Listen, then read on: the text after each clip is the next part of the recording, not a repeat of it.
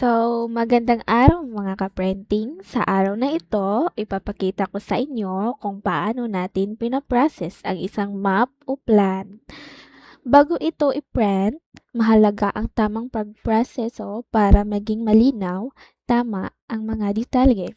Tara, simulan na natin. Ito ang original na map o plan na binigay ng customer. Makikita nyo na mas malaki ito kaysa sa maximum paper size ng aming printer kaya hindi namin ito pwedeng i-scan ng direkta. Ang unang ginagawa namin ay kinukunan ng malinaw at diretso ang buong map gamit ang cellphone. Siguraduhin sapat ang ilaw at walang anino para malinaw ang lahat ng detalye. Pagkatapos, ina-upload ang larawan gamit ang TARP AI namin. Ito ang TARP AI namin. Dito kami sa Map Plan Processor. Magawa lang tayo ng customer. Sample is Catherine. Then, yung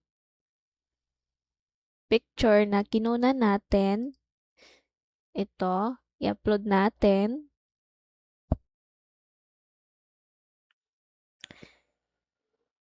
Ito lang, process na lang siya.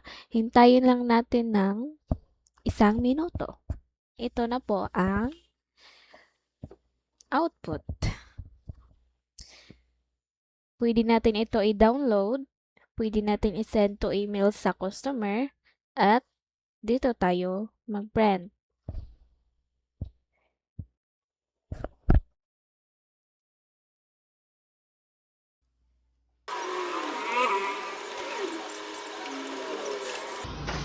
Ito yung output ng aming TARP AI. Diba? Linaw. Kumpara sa original.